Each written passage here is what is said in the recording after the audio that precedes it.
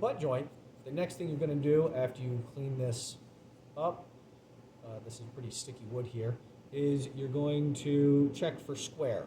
So you're going to put these two guys together to make an L, and the one end that you cut onto the face of the other end, and you need to if you're using a combination square, you need to move this down. If you're using a speed square, it already is. And check for square by putting it in there and seeing how much it wobbles. I have a little bit of wobble, so I didn't cut exactly at 90 degrees. If I flip it upside down and cheat using the pre-cut, then I have a perfect square there. So using this guy, and I can turn it around, and by turning it around, it's, oh, that's interesting. It doesn't matter which side. I wonder if this wood is slightly warped. So yeah, because it's in, all right, so when I have it here this way, I actually do have a nice tight fit, but at the top it's not, so I think my wood is warped here. So once I have it squared, now if it's really not square, you can recut this and then you'll just have a shorter L. That's okay. So I'm going to take my glue, make sure that there's no dust or debris on the end there, and I'm going to put some glue on the end and spread it out. And you can use either your finger or a scrap stick, it doesn't matter. And you want to spread it over the whole end here. Now, as we discussed previously, the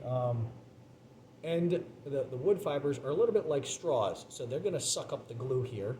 So you want to let them suck it up just long enough so that you get to see do you need to add more glue, or is this going to sit here on the surface.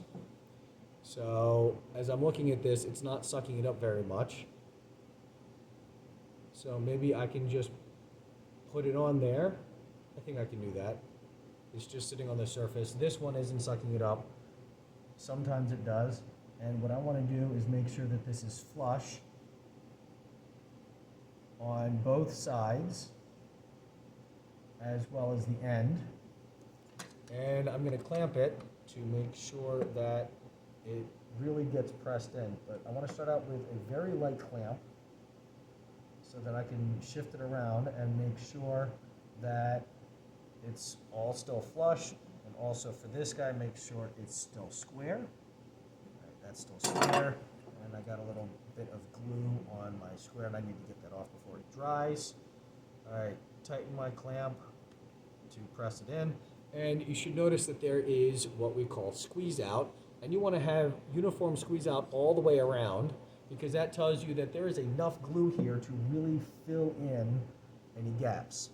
And you want to wipe off the excess glue, because when it's all done, you don't actually want to see the glue.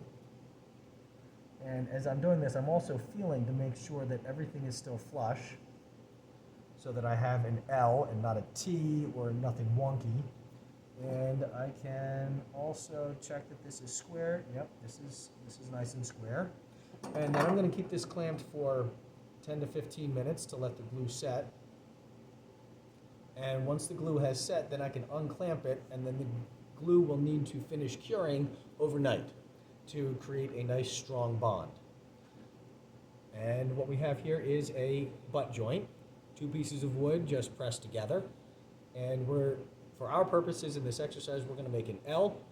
Butt joints can be other shapes as well, but it's just two pieces of wood pressed together and then glued so that they hold together. It's the glue that's holding it together, not any of the wood fibers that are interlocking. There are other joints where wood fibers interlock, but for the butt joint, it's just going to be two pieces of wood pressed together.